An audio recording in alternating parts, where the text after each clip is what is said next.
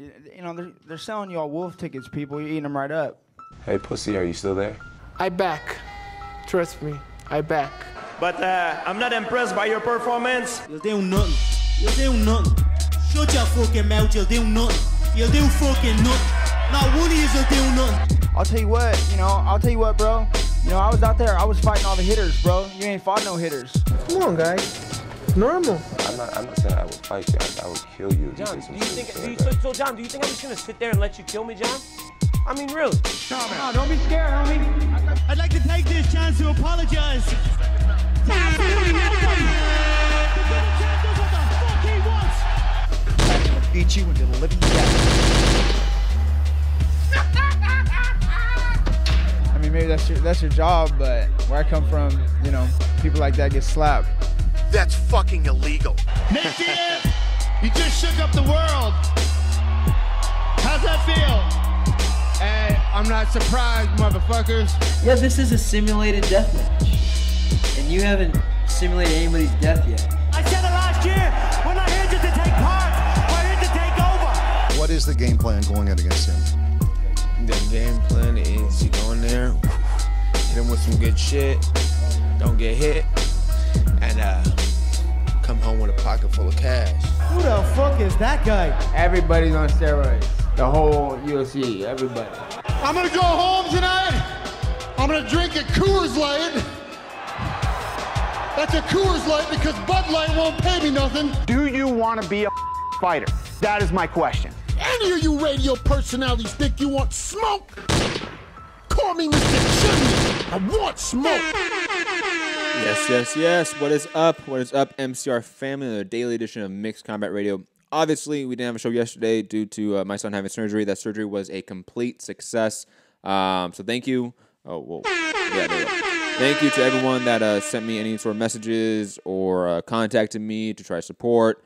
Greatly appreciate it all. You know, quick sort of, not PSA, that's not sort of a bullshit term, but, this is a very small community we have here, and it always really, warms my heart. It makes me very happy that we stick up for each other. We take care of each other. We support each other. And really, so many people that hit me up, offer me, prayers, best wishes, that it was just awesome to hear, and I really appreciated all the support that you guys gave, because it matters, supporting our fellow boxing brothers and sisters is always an important thing, especially when we do have a little bit of a smaller community compared to other channels out there. To table all of that, because again, we're back here. You guys want to talk about the fights, want to talk about Usyk versus Bellew, you want to talk about the new PBC schedule, want to talk about Dillashaw versus Cejudo and it killing the UFC flyweight division, all that stuff talked about today. Smash that like button, share the show. If you listen on podcasts, definitely drop that 5-star review. You can drop, a 1-star, I guess. I'll read it all the same, on air, live, no matter what. But I prefer 5 stars, of course. Come on. But anyways, of course, we do have a very, I would say, a big show. And I do kind of want to keep it short because the press conference to really officially announce the PBC 2019 first quarter schedule starts at 3 p.m. Pacific. So in 1 hour, that press conference will go live on foxsports.com or for the Fox Sports app as well if you want to watch it. I don't know if it will be on Fox Sports 1 or any sort of their Fox Sports 2, any of the sort of their channels, but the press conference will be starting at 3 p.m. Pacific, 6 p.m. Eastern for anyone that wants to watch that. So because of that, kind of want to keep this show within an hour and try to cover everything as best as I can. Because of that, I might not cover the fights that happened this weekend as in-depth as I would like to. However, go to patreon.com/Mixed Combat Radio. $1 a month gets you 4 shows in that month.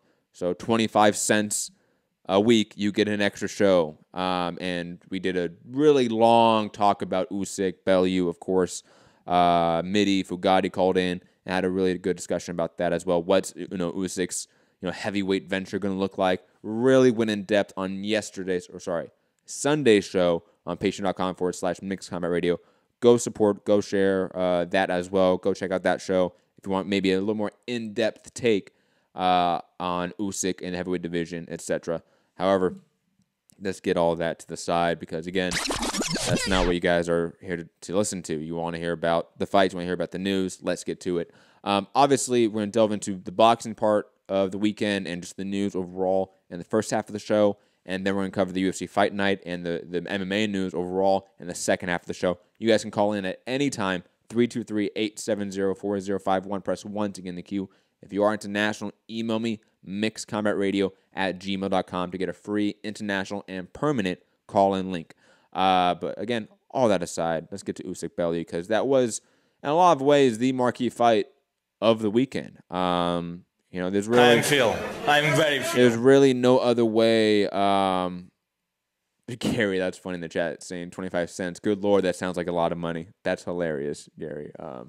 I really needed that drum, like a drum roll soundbite right there for jokes like that because that was good, Gary. But Usyk Bellew obviously, in my opinion, dominated the combat sports sort of cycle this weekend. If you look just at in terms of metrics online, it's done great views for I think every platform. And just beside that, obviously, I think it was a big moment for Usyk in a lot of ways. Even though us hardcore people that know Usyk, people that really understand the game and recognize the talent that he is, we knew sort of how this fight was going to go down. Even though it did turn out to be a little more competitive than what we thought. However, we knew how it was going to end. And it ended probably more viciously than what we even thought, even the diehard Usyk fans.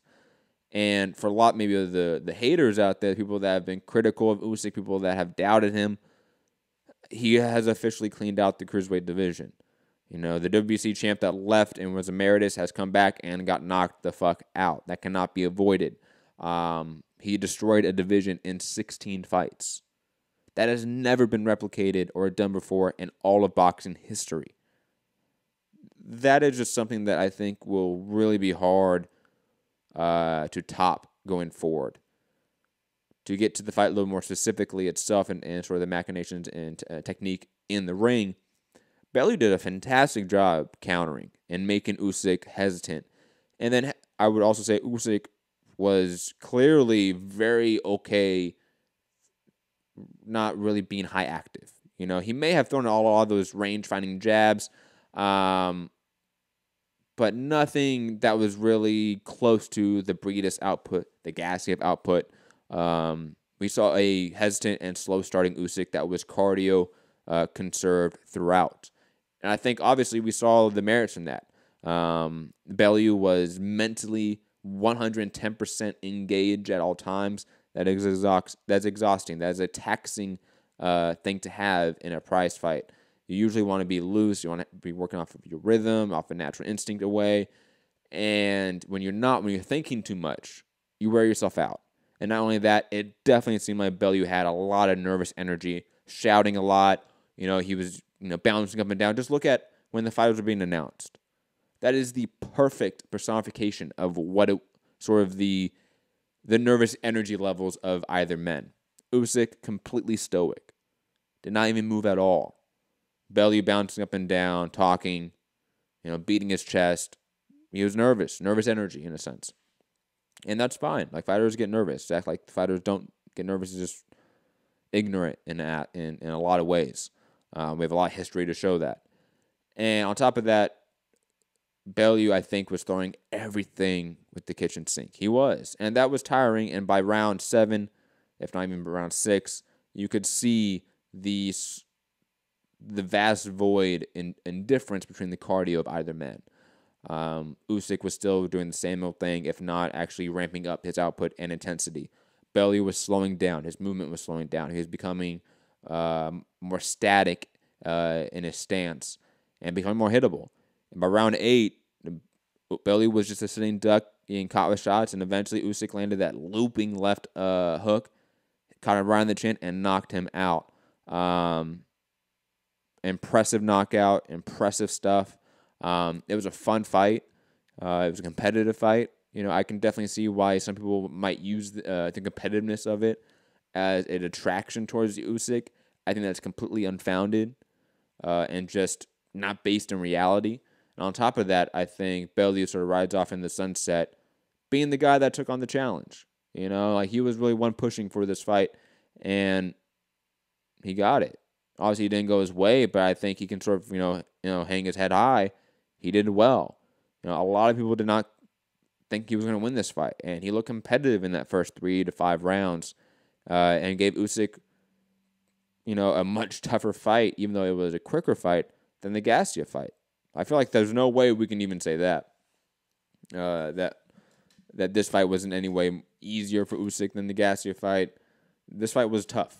This fight made Usyk have to adapt, have to work, have to analyze, have to strategize how to beat this guy, how to not sort of fall into that right-hand counter, which seemingly was accurate, fast, explosive from Bellew.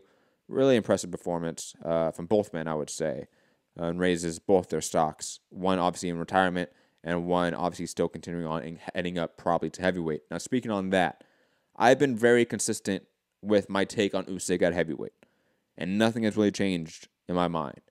No offense to Tony Bellew, but nothing from this fight makes me go, yes, he 100%, without a doubt in my mind, beats Deontay Wilder, beats Anthony Joshua.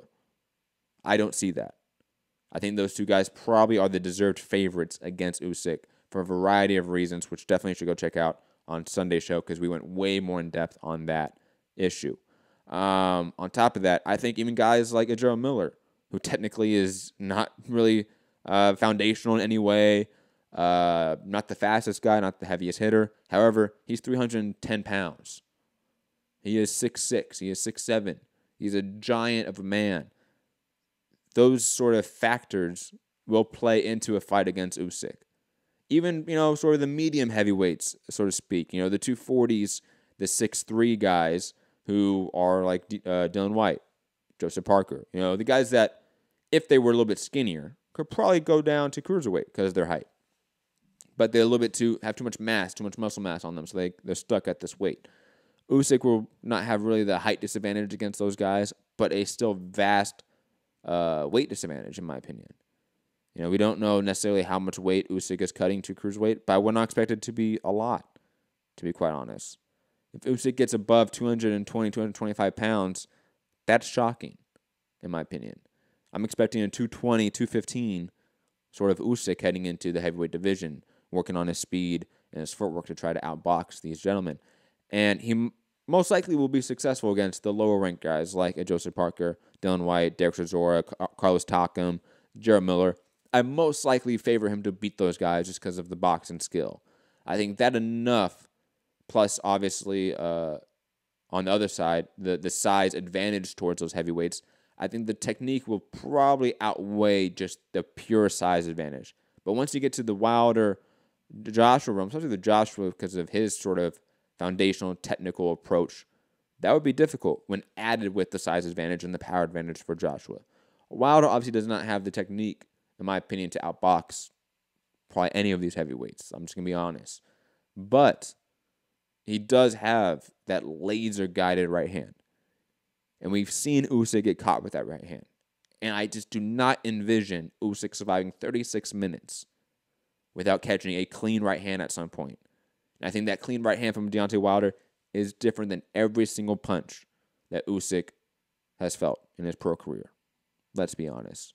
And on top of that, we've seen Usyk be hittable to heavyweights. Go back and watch the Joe Joyce fight and World Series of Boxing. Even though he won that fight, is a great indicator of how Usyk in the heavyweight division is going to have some trouble. He is not going to clean this division out the way he did at cruiserweight. He just is not. Even though he is a pound-for-pound talent, an all-time great in the making, a guy that probably is going to enter the Hall of Fame, heavyweight is just a different animal. And obviously when we get to different subject later on, weight classes matter for a reason. They just do. Especially when you're talking about, a 40-pound differential between some of these guys. And with a guy like Big Ray Miller, a 100-pound differential. That's vastly different than when we get to a Spence Mikey topic, which is only 12-pound difference. But however, weight classes matter for a reason. Again, to sort of summarize the fight itself, Usyk did I think a fantastic job of waiting, being patient in the ring, which is hard to do when you're in that sort of fight, a big atmosphere, A guy that's talking to you a lot, trying to get you engaged, trying to make you make mistakes. He never, bit on the bait in any way from Tony Bellew, and that was impressive in some way. And obviously that knockout, God, it was emphatic, beautiful, it was insane, all of the above. Can't wait to see what's next for Usyk, and obviously salute to Tony Bellew, riding off into the sunset. I thought he had a great last chapter of his career that he should definitely be proud of, let's be honest. Gary saying, so you picked Miller to beat Wilder and AJ, yes. Gary, call in, 323-870-4051. I want smoke! And no, I don't. Digressing, we're going to sort of briefly run through some of these topics. Some of them we're going to go a little more in depth, but I'm trying to go through all the headlines of this PBC first quarter schedule and then sort of, digress to individual fights and matchups and overall machinations of what's happening. Pacquiao versus Broner press conference is set for next Monday or Tuesday, according to Keith Idek in Los Angeles. Well, actually, it's Monday and Tuesday. One press conference would be in New York. One would be in L.A. That's next week to confirm that fight. On top of that, we'll just go sort of run through it. Spence versus Mike Garcia to be announced as a Fox pay-per-view March 16th. This is sort of interesting because it's not obviously a Showtime pay-per-view. When you talk about Tyson Fury, Deontay Wilder, Pacquiao versus Broner, those are Showtime pay-per-views. This is not. This is a Fox pay-per-view. I think that's interesting to sort of note as we sort of come back to it after I run through these topics. Sean Porter versus Udonis Ugas set for March 9th in Las Vegas. This will be a Fox main event as well. On top of that, Keith Thurman finally back against a name that is obviously not Sean Porter. Josecito Lopez against Keith Thurman. Danny Garcia versus Adrian Granados. Leo Santa Cruz versus Miguel Flores. All these fights being announced as well in about 45 minutes, about 40 minutes and some change. As well, Adam Wanaki versus Jared Washington set for the Fox show in the Barclays. From what I know, this is not the main event, though I do not know if that's confirmed. I believe that is it for... Yeah, that's it for the sort of PBC schedule. To sort of bring it all together. And I've seen a lot of criticism to this sort of slate in their big opening with the Fox deal and the Showtime sort of re-upping.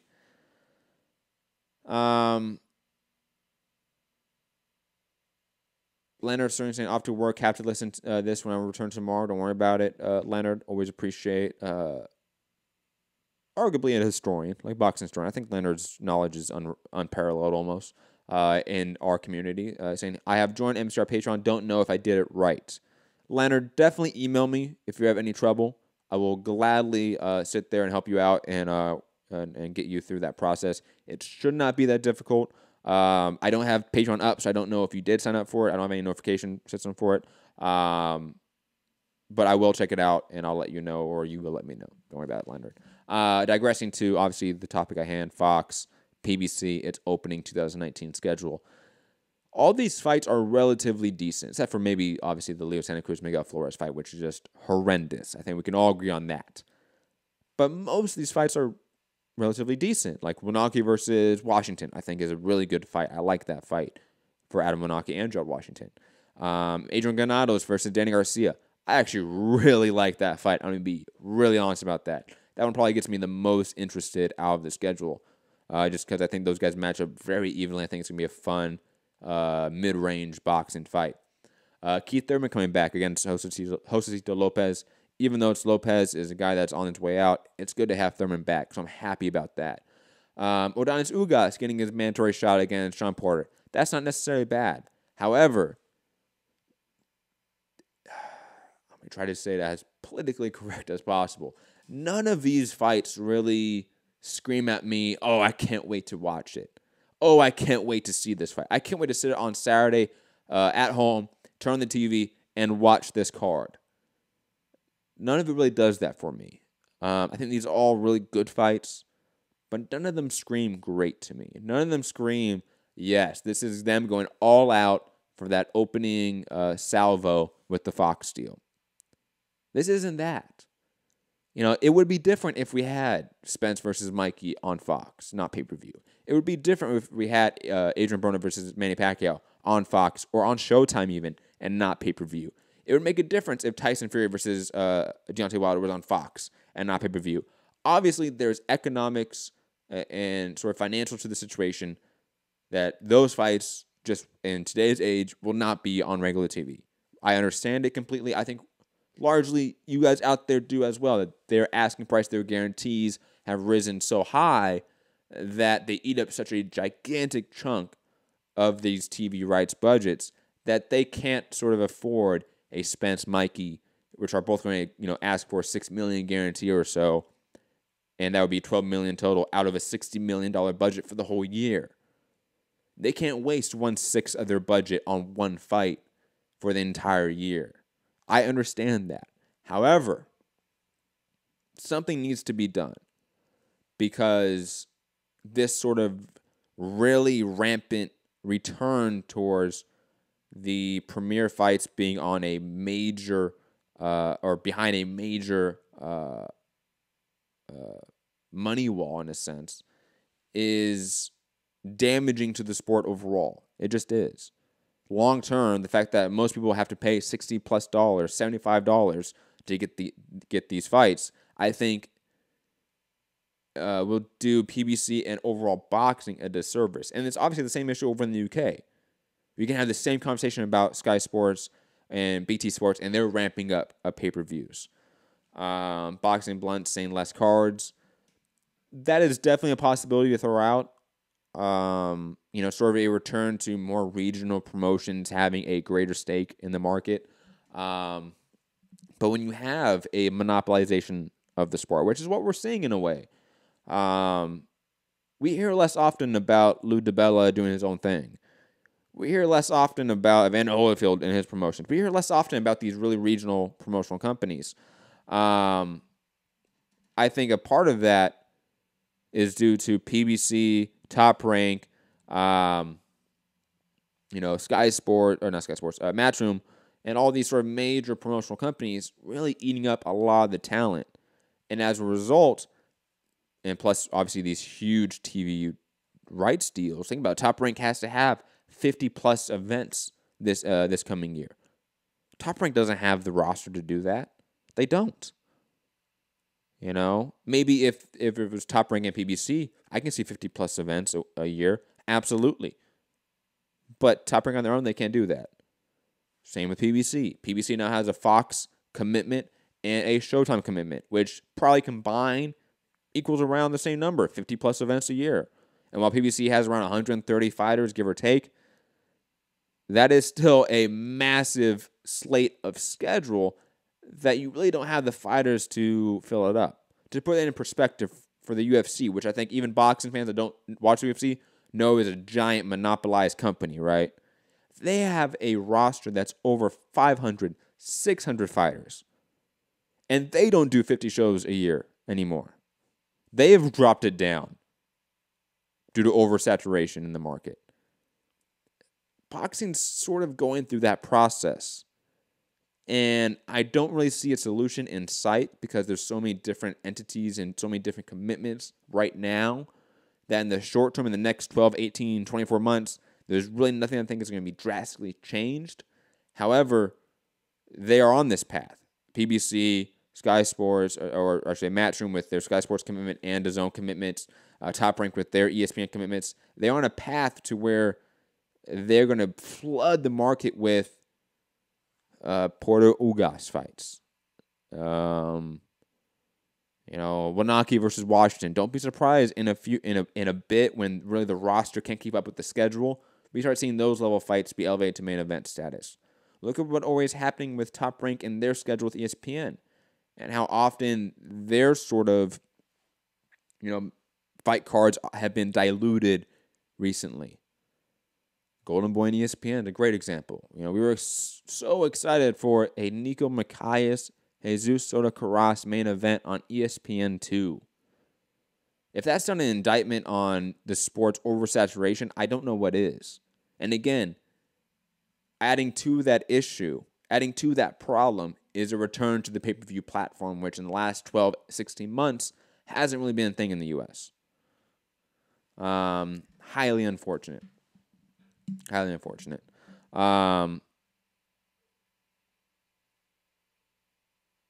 Just looking at the chat very fast, seeing if there's any questions. We're going to go to Gary in Dallas. Again, call in 323-870-4051. Press 1 to get in the queue.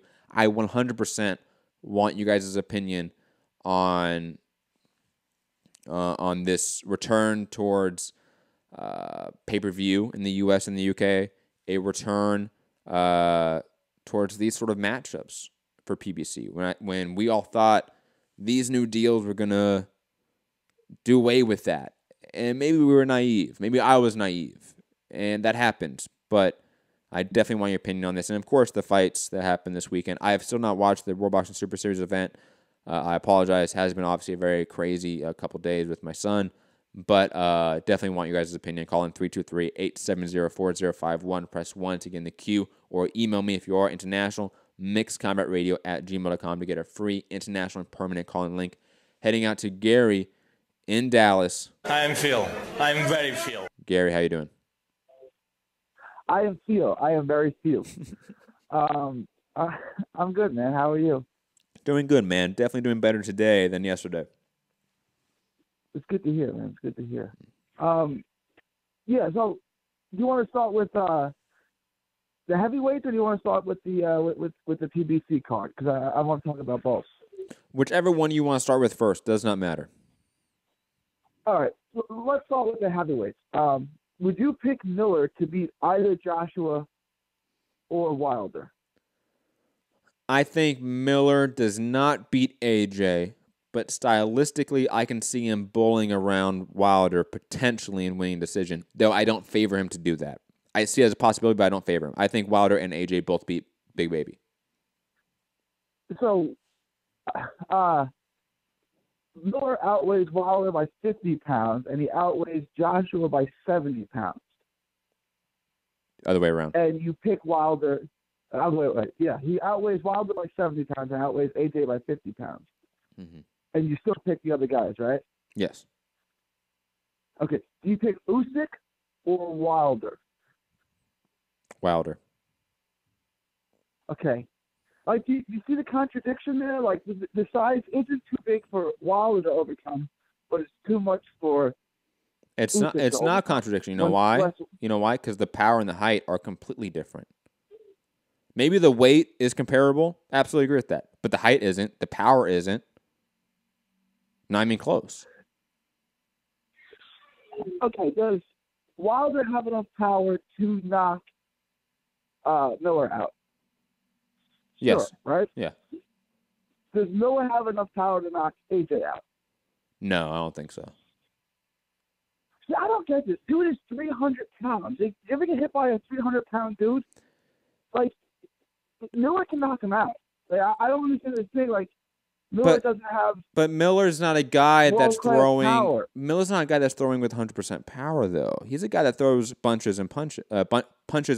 Like, he's a guy that's throwing high volume, but low intensity.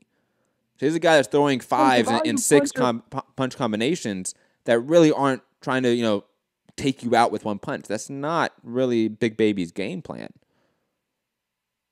No, he's not he's a volume puncher for sure. He's absolutely a volume puncher. But he's still, we haven't really seen, and I know Bellew, right, might have been 300 pounds, but he was not the athlete throughout Big Baby Miller is.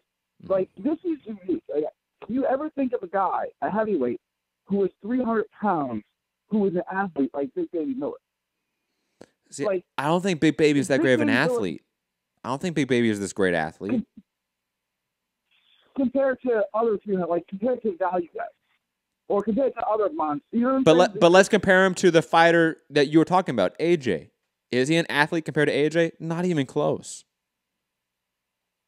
No, AJ's a better athlete, but it's not like Miller's going to be at such an athletic disadvantage. Like, he's going to be flat-footed and slow like that. He's a pretty good athlete. Hey, I'm not saying Miller's a bum and AJ and Wilder trash him, but I think AJ and Wilder beat him. I think Miller beats Wilder I don't know. That's the thing. All of these guys, they can knock each other out. I know, I'll put it this way. People don't really respect. Obviously, it's not. I don't mean to cut you off. I apologize, Gary. But think about like Dylan White versus Jared Miller. That's a competitive 50-50 fight. And I think those guys are clearly a level below Wilder and AJ. Yeah, I'd agree with that. Sure. Yeah. That's my sort of thought process about it. That's all. Could White knock out Wilder? Could happen. Yeah, just like Right? Big Baby could beat Wilder. Absolutely. Those are competitive, fun fights. But I still pick AJ and Wilder to beat those guys. But you're also saying Luis Ortiz could outbox Miller for 12 rounds, right? Even though he's outweighed by, what is Ortiz, like 240, 250? Yeah, I'd probably say something in the 250 range. Yeah. Okay, he could sit back and outbox Big Baby Miller for 12 rounds, right? And that wouldn't surprise you? No, not at all. Even though he's giving up 40, 50 pounds to... Yes, you know, but again, you're leaving out important factors like Luis Ortiz is a true heavyweight in size. He is 6'5", 6'6". He has massive power for a heavyweight. And I know you're going to try to compare it to Usyk, right? Because Usyk has the skill of a Luis Ortiz, if not better. But Usyk doesn't have the height, doesn't have the power of the men we are talking about. He doesn't have the... He can knock people out, though. Like, you saw he about killed Tony Bellew. I'm not saying he would go in and But Tony Bellew's been knocked down Wilder. in, like, all of his fights, man. Tony Bellew got knocked down and almost knocked out by Macaboo, man. Like, and also, on top of that, we forget that Usyk has cruiserweight power.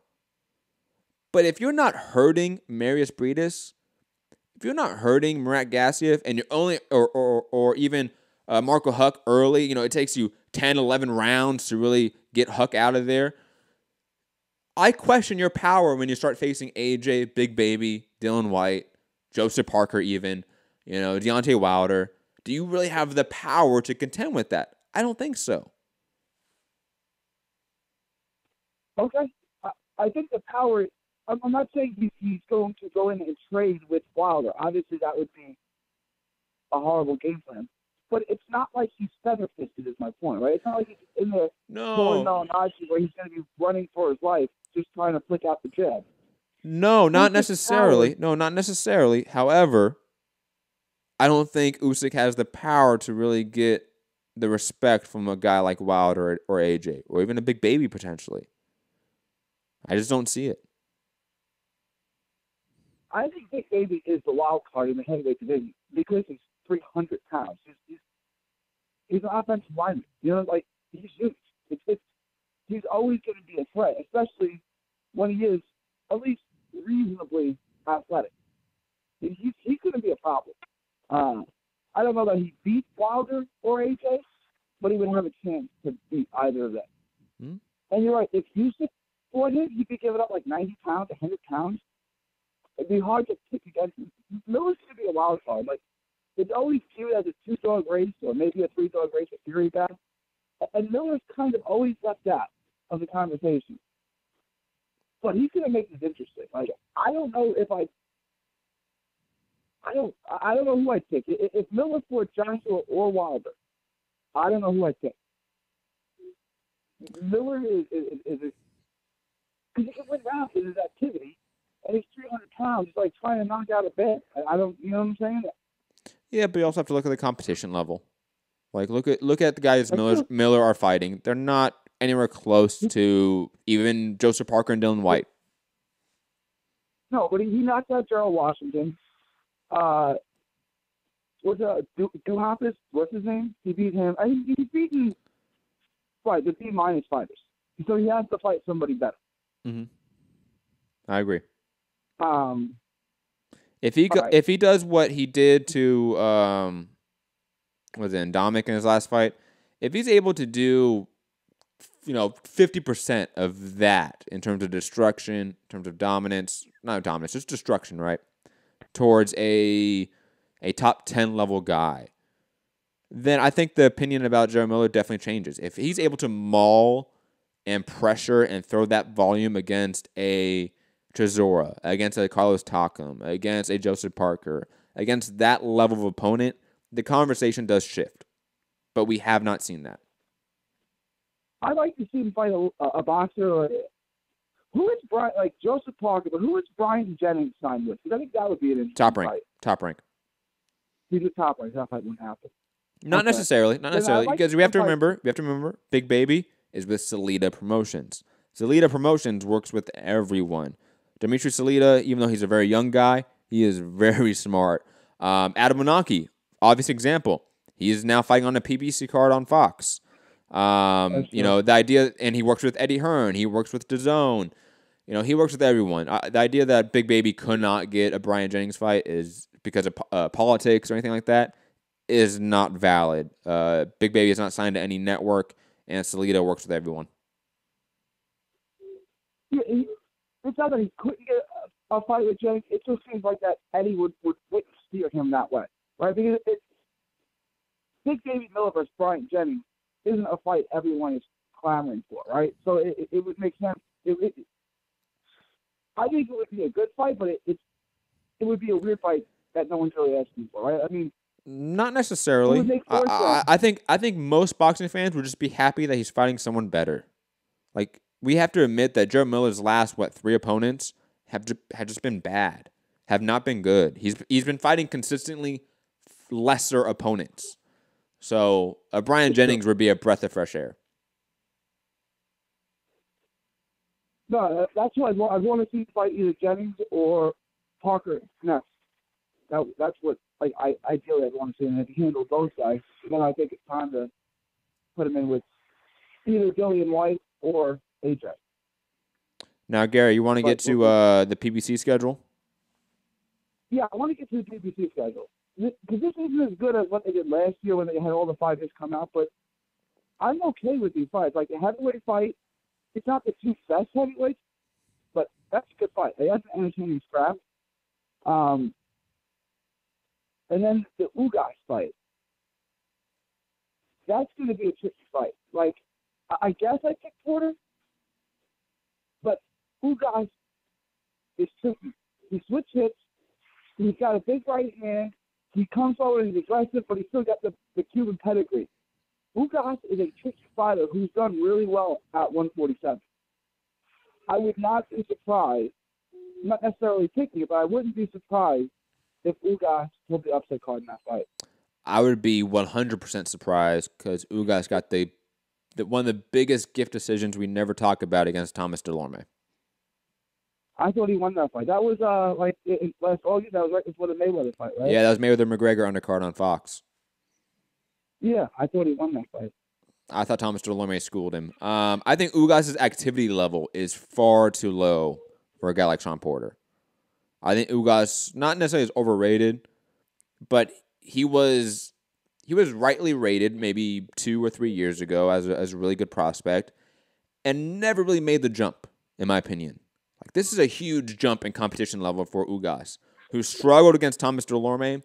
I forget who his last opponent was, who was a jobber, and they jump him up to fight Sean Porter because he's wound up being the mandatory. This won't be as competitive as some people think, in my opinion. Okay. Yeah, he beat the guy from Argentina that no one's ever heard of in his last fight on the Porter Garcia undercard. Mm-hmm. But before that, he beat Ray Robinson, who was supposed to beat him. He beat Thomas Delorme, who was supposed to beat him. He beat... No. Whoa. Thomas Delorme was not supposed to beat him. Whoa. No. Sean Porter versus Ugas was supposed to happen on that card. Sean Porter left because I forget somebody in his family member died. And then they brought Thomas Delorme in on a week's notice. We thought Ugas was going to destroy Thomas Delorme. Everyone thought Ugas was going to knock him out early. And Thomas Delorme arguably beat him. No, that's not accurate. I thought that was the opposite. I thought it was supposed to be Delorme versus Porter. No. And they brought Ugas in on a week's notice. No. Am I getting that backwards? I think you're getting that backwards. I can check it up in the break in a bit, but I'm pretty sure you got that backwards. And also, Ray Robinson. No one thought Ray Robinson was going to beat Ugas. I don't remember that. Ray Robinson was the favorite. I don't know who people were picking on the show, but Ray Robinson was definitely the betting favorite. And Jamal James was absolutely the favorite. Jamal James is one of the most. No, I'll give you that. One of the biggest prospects. I'll give you that. But again, none of these names are Sean Porter. No, that's true. I'm saying Porter will be the favorite by far, the betting favorite. And I guess I can't pick a not to win, so I guess for this year I'll pick Porter. I'm just saying, watch out for an upset. Usyk is a tricky fighter who hasn't lost at 47, and he's beaten plus fighters. Sorry, Gary. In my mind, of all of this sort of schedule, the only fight that realistically has an upset pick is the Danny Granados fight. That's my opinion. Every one of these fights is really easy to call. I was thinking that too, but Danny always gets the close decision, and Granados always has to take it away from him. So if that's a close fight, it's going to go Danny. Right? I mean, it is what it is. Would you be surprised if we're watching a fight and you score 8 rounds before for Granados and they give Danny the decision for it? I mean, you kind of are expecting that, right? Yeah, in a way, but it's not like Danny's always been on the best side of the decision. At least recently, he hasn't. Porter, he didn't get his way. Thurman, he didn't get his way. Recently, at least, he hasn't been that lucky. The fight wasn't close, though. You know anyone who actually scored that fight for Danny? I do, unfortunately. It wasn't that close. Gary, I was there live. Trust me, there was people walking out, people I know, people that call into this, people that are Patreon members to MCR that scored Danny winning that fight. I don't think it was close, but I'm just saying Danny has not been the beneficiary of any close decisions recently. Peterson was the last one, but he got Peterson, and then what was the other guy? Samuel Vargas. Was that the decision? No. Herrera. Mauricio Herrera. Mauricio Herrera, yeah. It was the Porter, the Peterson fight was kind of close. That could have went either way. But Herrera for sure beat him. For sure. And he got that. I think he got that by unanimous decision, too. Okay, 2 fights. Go ahead. That's 2 fights. Yeah, 2 fights. And I thought Danny clearly lost to Keith Thurman. I had an 8-4 Keith, but I can't find 6 or 7 rounds possibly to get the Danny in that fight. I didn't understand how people thought that fight was that close. And the Porter fight, again, me and you thought the same way. We both had an 8-4 for Porter, right? Yeah. So, I mean, I thought he clearly lost both those fights.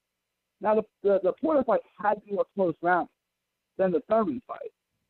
But, in the Thurman fight, Danny gave away all the early rounds, if I'm remembering that fight. I can't see how you get more than 4, maybe 5 rounds for Danny in the Thurman fight.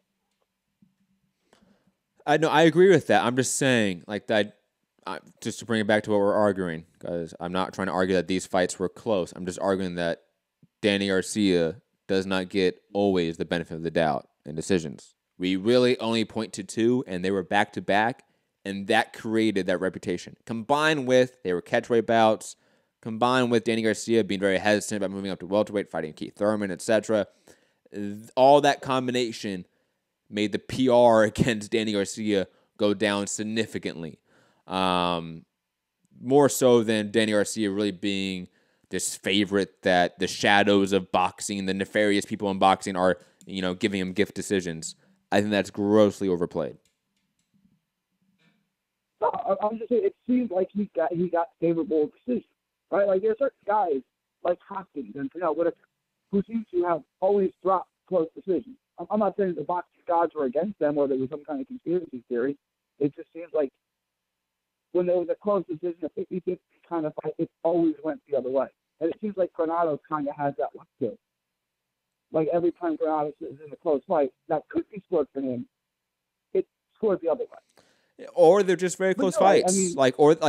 I know boxing fans and media, we get really hung up on robberies and stuff like that, but some of these fights are legitimately just close. The Granados-Broner fight. Granados-Broner fight, I think, is a really good example. To me, I scored that 6-6. That was a really close fight. So I'm not going to be upset that Granados didn't get the decision. It was a close fight. This is a subjective scoring system. Same with Canelo Triple G in a way. I'm not going to get worked up over this. Danny Garcia getting 2 bad decisions in his favor. Shit happens. I mean, fighters like that happens in almost every major fighter's career. They get decisions that maybe arguably don't go their way. To hang that on them and say, oh, going forward that this fight, we know Danny's going to get the decision, I just think is overplayed. That's all. No, I agree. But what I'm saying is, can you give me the time that Granados was in a fight where there was a real close decision that he got the benefit of the doubt again? Right? Like, I thought Garcia and Peterson was really close. And Garcia got that decision. It could have went the other way, though. Right? Like, you think of the time that Granados got the benefit of a 50-50 decision. Like, a fight that went to the cards where you didn't know who was going to win, and Granados got the nod. Because I can't think of any. No, but I also think that those fights aren't the greatest examples of bad judging, if you get my drift. Like the Herrera-Danny fight, the Herrera-Danny fight, much better example of just bad judging, in my opinion. Right, so sometimes there's just fighters whose styles don't really resonate with the judge, like Hopkins. Mm-hmm. I'm thinking Granados might be one of those guys where he has to do more than he does to win rounds. No, I get it. I get it, Gary. Anything else, man? That's really all I got. Thank you for your call, Gary. Always love a good debate with you, man. We're going to try to, God, we're kind of running up on time here. I'm going to try to run through it as quickly as possible. Obviously, some of these topics will be quite small. I apologize about that. Triple G versus Callum Smith. That's just inching closer and closer. I don't know how much I've talked about it on the show last week, but it's one that's been in the news cycle for a few days now, it seems. I don't know how close it is to materializing, but it seems like there's definitely interest in it, at least from Callum Smith's side and Eddie Hearn's side. God knows if Triple G is really realistically looking at this as an option. Though I've said this in the past, if he does this move, and Canelo is going to fight the WBA regular champion, while Triple G, after losing to Canelo, goes and fights Callum Smith, the super champion. That is the biggest boss move in boxing in the last few years. I got to say that. Moving on to this, our last boxing topic of the day before we move on towards MMA topics. Claressa Shields sort of saying I can go as low as 154 for Cecilia Barakas. Obviously trying to set up, I think, that super fight for her in the potential that the Christina Hammer fight never materializes or just after that. I would love that to happen. I think a Barakas versus Shields fight, not necessarily would do like major numbers or anything like that, but it's a fight that I think us hardcores would 100% get behind. And plus, it's a super fight in the women's boxing, and that rarely happens in the last decade or plus. So it's always nice to see that sort of angle to it. But let's move on to the MMA portion of the show today. UFC Fight Night, Korean Zombie versus Yair Rodriguez. God damn. I'm not going to talk about much on this card. I'll try to highlight some things. Obviously, Yair Rodriguez knocking out Chan Sung Jung, a.k.a. the Korean Zombie, with 1 second left in the fight. With a spinning back elbow, a 6-12 elbow, dropped him out cold. Obviously, it's in the thumbnail itself. If you want to go check it out, transition to that. Amazing stuff. Fight of the year contender, comeback of the year contender, knockout of the year contender, all in one fight. Go and watch this if you haven't. Not much else to say other than salute to both guys for really leaving a piece of themselves in the ring or in the cage. There's no way you walk away from that fight not being different. And I hope both guys are healthy going forward. In the co-main event, Donald Cerrone defeating Mike Perry via submission in the armbar, now becoming the winningest fighter in UFC history, having more wins than everyone else. I think he officially passed Georges St. Pierre, Michael Bisping, I believe one other person, but I think those two are for sure. Really impressive stuff from Donald Cerrone. Obviously, his submission ability, his wrestling ability, and just overall grappling ability has always been underrated or understated. And I knew against Mike Perry was going to be the difference. Who knew that Mike Perry was going to go for the takedown first, get reversed, and then armbarred all in the span of one round? Salute to Donald Cerrone, man, the cowboy. Jermaine Duraname, the former UFC featherweight champion who got stripped of her belt, defeating Raquel Pennington via unanimous decision. I thought this was clearly a win for JDR. Obviously outstruck Pennington. Pennington's really only success was tying up JDR along the fence, sort of negating her offensive striking output significantly, and also sort of slowing down the fight. However, she never really mounted up her own offensive output at all. Never really was able to get JDR to the ground and sort of work her top game. And whenever there was space, JDR was landing significant shots on Pennington. Clear decision, in my opinion. A couple other people I just want to quickly mention. Marcy Barber defeating Hannah Cyphers. Wow. Go watch this fight. It was insane stuff. Marcy Barber, excuse me. Oh. Man, I hate when you have to sneeze and then you don't. Like that feeling, it's awful. But anyways, to sort of move on. Marcy Barber, go watch the fight. You have to watch this. Insane stuff. Brutal elbows on the ground. Definitely impressive. And overall, the card was fun. Definitely one that I was overall, pleased with in a lot of ways. One that, up and down had really good action from Mark De La Rosa, Eric Shelton, Devontae Smith, David Ramos. All these fights, Benio Dariush picking up a win. Mike Triziano versus Luis Pena. That was a good back-and-forth split decision fight. All fun fights. Go check out the UFC Fight Night card if you haven't. You can always go to a Fox Sports app and replay it if you have Fox Sports. Moving on, Henry Cejudo versus TJ Dillashaw for the flyweight title targeted for UFC 233. UFC, bro, what are you talking about, man? I thought we were killing the division. I thought this was the end of the flyweight division by 2019. Yet in 2019, we're going to see a flyweight title fight for TJ Dillashaw dropping down weight class after becoming champion and fighting Henry Cejudo. Crazy stuff. I'm going to play you a clip from the Ariel Helwani show. Shout out to, obviously, Ariel Helwani, one of the best in the game. Probably the most prolific in the game. Having TJ Dillashaw on the show talking about this. I'm going to play a little clip of the show in TJ's own words about the matchup, and we're going to delve more into it. And the UFC wants to get rid of the division in my eyes. They hired me to go down and close it and get another belt in the process. It's a win-win for me, man. They're paying me a load of money to move down and kill the 125-pound division and collect the second belt. So it's game time. And that's, I think, all we need to hear. This is odd. I really wish that Anthony Walker from Showdown.com was listening and he'd call in. Good friend of the show. Definitely would like his opinion about this. This seems so counterintuitive. If you're dissolving the division, just have Henry Cejudo move up and fight TJ Dillashaw. That's not an issue, in this aspect of, again, I don't know if it's a direct PR line. I don't know if the UFC fully asked him to do this.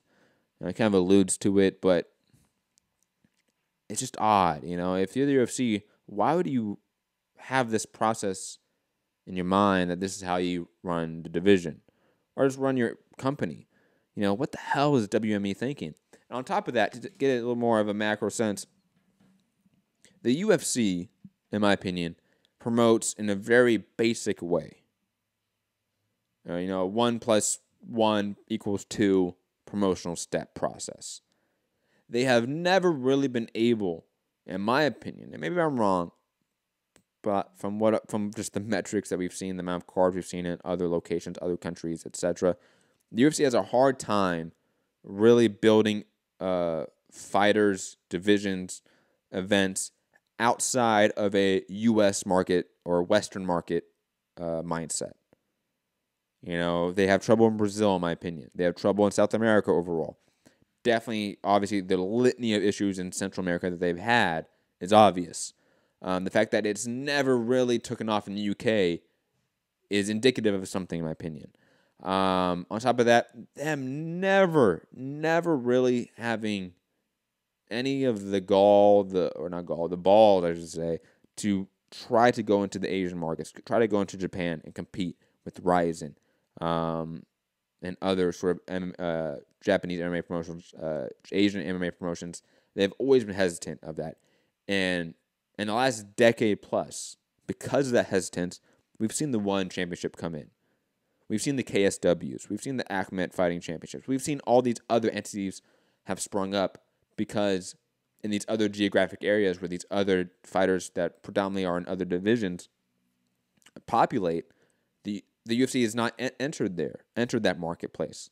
So there is this sort of void for a 125-pound fighter, especially now, as into what their prize fighting career is going to be at a major world level. It's now very regional. When the UFC could have gone into those regions, monetized it, capitalized on it, and really have a market over there.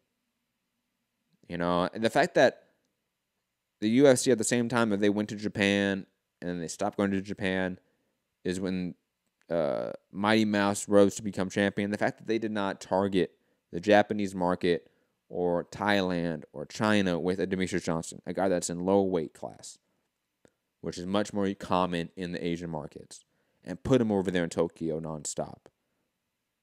And use him as a lost leader to galvanize that market in some way. It's just so short-sighted. And on top of that, to make it, obviously, bring it back to this news topic, them thinking that their way of killing the division is having their champion from another division move down in weight to the division they're killing, fight the champion, and that's their way of killing it. That seems so ass backwards in how to sort of dissolve a division if you were to do it right. And on top of that, TJ Dillashaw. Usually, I've been very defensive of you and the whole snake comments, but you were a guy that came out in support of fighters' unions. You were a guy that came out at one point attached to a fighter union that is now basically disappeared completely, and we never heard about it. Shout out to Bjorn Rebney. The fact that he is now coming out and saying, yeah, the UFC is paying me a fuckload of money to come and kill this division, and obviously with that, putting fighters out of jobs, putting fighters in economic risk. There's huge hypocrisy there from TJ Dillashaw. There just is. And, that's just crazy. Like, it's ridiculous. Like, that's shame on TJ Dillashaw, honestly, for that sort of Hippocratic stance about this situation. It's ridiculous. It is. And I think more of the media, especially mainstream media, guys like Mark Raimondi, guys like Ariel Helwani, those guys need to start pushing back. Luke Thomas, other guys that have these main shows, push back on it, TJ. Ask him the question, like, you were once in support of fighter union. You were once attached to one. How can you then come out and say that you getting paid a fuckload of money to kill a division and put guys out of jobs? Do you not see the dilemma there and how those conflict? Anyways, a little rant over just ridiculous I think on TJ's part to say that shit. And honestly, the UFC for having no idea how to promote low weight classes or fighters that aren't U.S. market-centric or Western market-centric. Always been, I think, a huge flaw of their system. Let's wrap up the show, though. We're going to get through these last few topics. Brett Okamoto come out saying, per multiple sources, UFC looking to book Justin Gaethje versus Anthony Pettis. It is not done. There's no date just yet, but that's the matchup currently in the works. Would be early next year. R.I.P. Anthony Pettis. And last topic of the day, fight finally announced officially. Robert Whittaker versus Kelvin Gastelum set for UFC 234 in Australia. And ladies and gentlemen, that is going to be it for the show. I hope you enjoyed it. We'll be back tomorrow for our preview show of all the fights coming up this weekend. Any of the news, of course, obviously tomorrow and anything after or later today. What else? Hit the like button, share the show, subscribe, all that YouTube shit. Listen on podcast, drop that review. Always appreciated. I am Matt, the Hipster Hunter. Hope you enjoyed the show. Hope you have a great day. Stay safe out there. And peace.